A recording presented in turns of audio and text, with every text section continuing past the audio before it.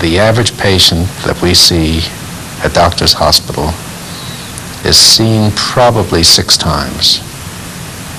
He's seeing the patient once, maybe twice, and getting results that are in many ways superior to ours.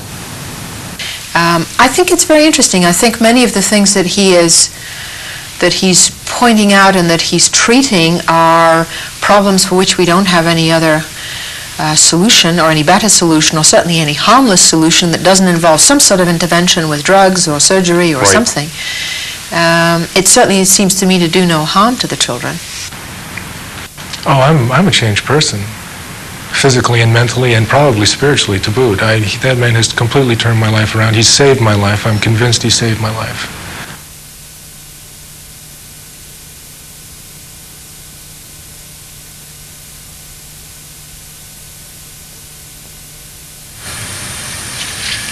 Most people associate successful medicine with the kind of practice and teaching that go on in institutions like this, the University of Arizona Health Sciences Center. Modern scientific medicine, known as allopathic medicine, often succeeds in treating victims of trauma and acute bacterial infections. In addition, its techniques are good at managing many medical and surgical emergencies. Allopathic methods have been much less effective in dealing with chronic degenerative illness, viral infections, allergies and autoimmune diseases, cancer, and mental illness. There are alternatives to allopathic treatment and care, many of them quite successful. This building houses the office of Robert Fulford, Doctor of Osteopathy. Dr. Fulford practices what many consider to be a unique form of medicine, unusual even within the osteopathic profession. And that first breath, if it's taken completely and properly, should expand that. In 1978, at the age of 74, Fulford moved to Tucson to retire. Since then, he's been unable to stop practicing due to his popularity among patients and high demand for his services. Dr. Fulford was born in Cincinnati in 1905 and was graduated from the Kansas City College of Osteopathic Medicine in 1941. The following year, he opened a general medical practice in Cincinnati, where he remained until he came to Arizona. In many ways, Fulford resembles the founder of osteopathy, Andrew Taylor Still, a renegade physician who settled in Kirksville, Missouri in 1874, and there founded a drugless system of treatment based on manipulation of bones. Like Still, but unlike most contemporary osteopaths, Fulford gives no drugs, uses no diagnostic tests, and relies on manipulation alone to treat a variety of medical problems. Fulford's work is also based on the theories of a 20th century osteopath, William Sutherland, who developed his ideas over 30 years and announced them to the profession in 1939. Sutherland introduced the technique of cranial manipulation and described an aspect of central nervous system physiology he called the primary respiratory mechanism. Fulford's ideas and methods place him in the Sutherland tradition. He is one of the foremost teachers of cranial osteopathy, and much of his diagnostic and therapeutic effort focuses on the primary respiratory mechanism. I spoke with Dr. Fulford about this concept. You talk a lot about the primary respiratory mechanism. What is that mechanism? Well, the primary respiratory mechanism was named by a man by the name of Dr. Sutherland. He was a DO? He was a DO. He spent 20 years working out the process, and then spent another 10 years before of trying to disprove that he was on the wrong track. And then he finally came to the conclusion that it was time to announce it to the profession. What he found out was that there is 26 movable bones in the skull, that the membranes over the brain, such as the dura mater, has motion, that the brain has a definite rhythmic motion, that the spinal cord and the covering over the spinal cord has a definite rhythmic motion with the brain, and that there is a respiratory motion within the sacrum. And it's this respiratory activity that goes on, forcing the cerebrospinal fluid back and forth over the brain cells and down through the spinal cord and the nervous system, that is more necessary than what he classifies as secondary respiration, such as we see through the lungs and so forth. And its importance in health? To me, it is the most vital thing to the welfare of the human being. These notions are obviously foreign to the allopathic medical school curriculum. Few MDs would consider the idea of an intrinsic rhythm of the brain and spinal cord, and even fewer would see its relevant health and illness. Yet Dr. Fulford maintains that 95% of all people have some restriction of the primary respiratory mechanism, and that when severe, these restrictions are the root causes of much chronic and recurrent illness. The primary respiratory mechanism is defined as a series of intrinsic expansions and contractions throughout the central nervous system, coincident with heartbeat and respiratory pressure changes. According to contemporary osteopathic theorists, it has 5 components. 1. Intrinsic motion of the brain and spinal cord. 2. Fluctuations of the cerebrospinal fluid. 3. Mobility of the intracranial and intraspinal membranes. 4. Motion at the sutures joining the cranial bones. And 5. Involuntary motions of the sacrum. He believes restrictions in the primary respiratory mechanism arise 2 ways: as a result of failure to take a first breath at birth, thereby not expanding the cranium fully, or as a result of trauma in early life, both physical trauma, like falls or blows to the head, and severe emotional traumas. I asked Dr. Fulford to give examples of diseases that can come from disturbances of the primary respiratory mechanism. A lot of eye disturbances, a lot of hearing problems begin to show up. We find out a lot of the emotional problems which people begin to complain around about 27, 32 years of age is another thing that comes into the picture. Learning disabilities? Learning also? disabilities start in way back around 3 years of age. I think a lot of the arthritic activities that we are confronted with in older age is basically the failure of the normal respiratory activity, or the normal motion of the fascia throughout the entire body to keep the fluids in motion, is a very good example. Fulford's practice consists mainly of pediatric patients. The most common pediatric complaint is recurrent ear infection, or otitis media. Well, we're back again to the drainage of the lymphatic system, which drains into the bloodstream at about the level of the third thoracic vertebra. Now, if we are not getting good respiratory motion throughout the rib cage, then the drain lines are blocked, and the drainage from down out of the neck, the lymphatic drainage through the neck area, is not having a chance, and so it backs up and sets up an environment for your infectious disease. Stagnation. It's a stagnation problem. So if that's not corrected, the antibiotics just kill the bacteria that are there, but suppress the symptoms, and 6 weeks later they've got another case of otitis media.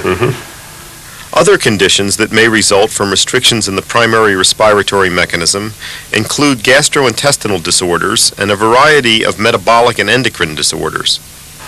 Now, when you examine a patient, are you looking for how that respiratory mechanism is operating? And how do you determine that? First, through observation, I first observe whether the rib cage is in motion or whether most of the breathing is going on in the abdomen. The second thing that I do is put my hands on there to see how much excursion that the diaphragm is creating in the rib cage. And then we go up and observe the contour of the skull, whether we have a flattened area on one side and a rounded area on the other side.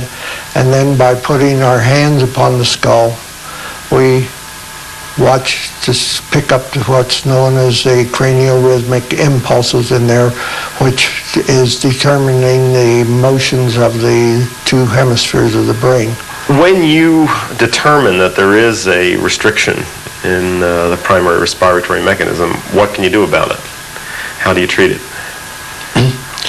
Well, the first thing that we try to do is to reestablish the motion in the cranium.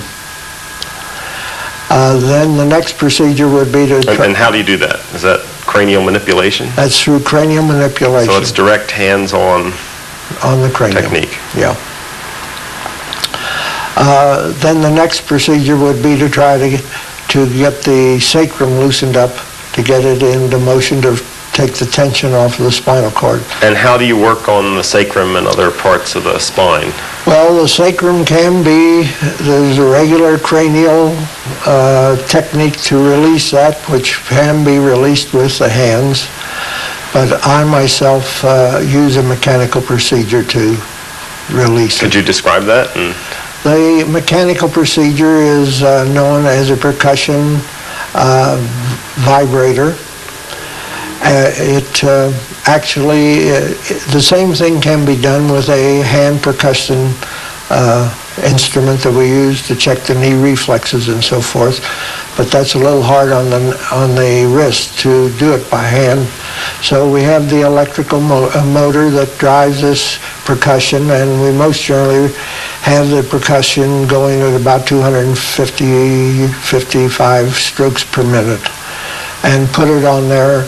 And finally, the resistance of the tissues cannot resist the high vibratory rate that's going on, and they'll finally release themselves, and then it's easy to manipulate the bony structure back into its normal pattern.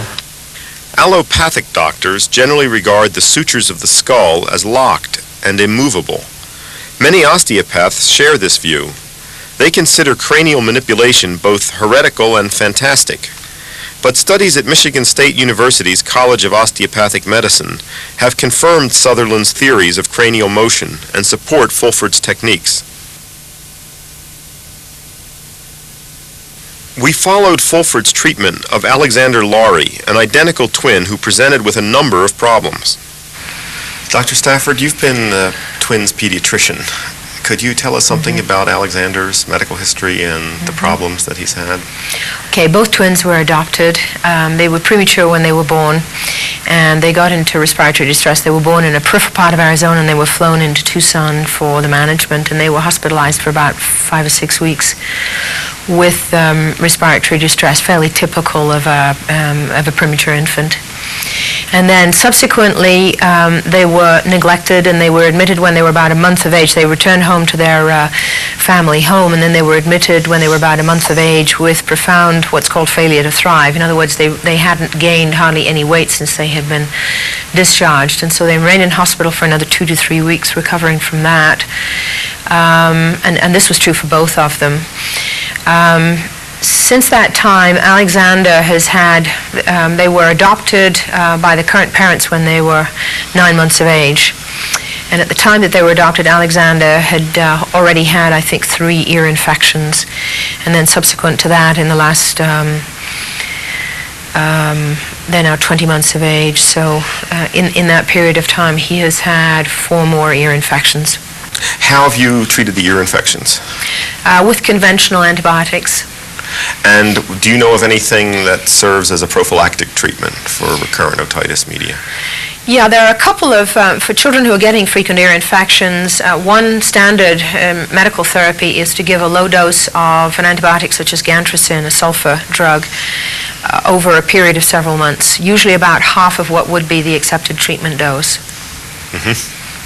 And there's a surgical treatment? If the eustachian tube gets persistently blocked up, then another option to maintain equal pressure in the middle ear with the outside so the ear drum can function is to place a tube, actually create an artificial hole in the eardrum. And that is highly successful as far as a treatment. But it does mean surgery, it does mean an operation. Dr. Fulford treated Alex for his recurrent otitis media, concentrating on the sacrum and the cranium. At the same time, he also worked on Alex's hips to correct a congenital problem of bowing of the legs.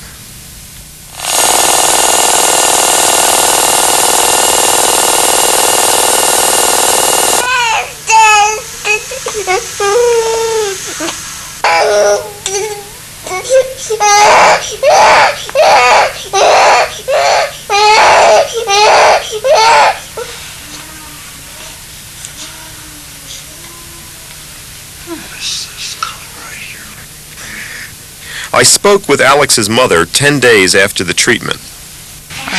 Now, he was about to have some teeth come in. Yes. When he was treated. Right. And one of the concerns was that he might get another ear infection. Right. What happened? He has 3 canines through the surface of his gums now, and the other one may be through today. And 3 days ago? No, today's Wednesday. 5 days ago, on Saturday, he started producing a lot of mucus and was congested, and I thought, oh no, he's going to get an ear infection. But he just was very mucousy for 2 days when he got the 1 canine through the flesh, actually, and he didn't get an ear infection. And that's a change from That's the previous first time. pattern. Every upper tooth has produced an ear infection. Mm-hmm. This is the first one that hasn't. I also spoke with Anita Stafford 10 days following treatment. You've had a chance to examine Alexander shortly after he treated him. Can you tell us what you found? Yes, I examined Alexander's ears both before and after he was treated, and he hasn't had a further bout of ear infection since then. He has been through the eruption of another set of molars, which in Alex has been usually associated with another ear infection, and his ears have remained perfectly okay. It's probably too early to say at this particular point whether the treatment for recurrent otitis is really effective. He hasn't had any infections since the treatment, but that's only a short space of time. I think time will tell as far as that's concerned. At 2 months post-treatment, we visited Alex at home to see how he was doing. How's Alexander been since we treated him? Oh, he's been so much better. He hasn't had an ear infection. It's been 2 months and a little over a week, and that's the longest time in his life he's gone without an ear infection. He hasn't had to have any antibiotics, which is also the longest time in his life he's gone without antibiotics. I've also really noticed that his upper respiratory congestion is almost gone. Much, much better. I talked to Dr. Stafford again at 6 months post-treatment and asked for her evaluation of Alex's progress. Dr. Stafford, it's been 6 months since Alex was treated by Dr. Fulford. Have you had a chance to examine him recently? Yes, I have. And what did you find? He's had no episodes of otitis since that time. Is that significant at this stage? I would think that it is. He has had, frequently his episodes of otitis seem to be associated around the time of tooth eruption, and he's had 2 or 3 teeth erupting since then, but no episodes of otitis. And I have examined him several times just to be sure of that. We followed Fulford's treatment in a number of cases. He proved to have a remarkable success rate. Conditions treated successfully included ulcerative colitis, learning disabilities, childhood asthma, sleep disorders, and various musculoskeletal problems. What can we learn from Dr. Fulford's apparent success? At the very least, it demonstrates that more than one way exists to treat disease.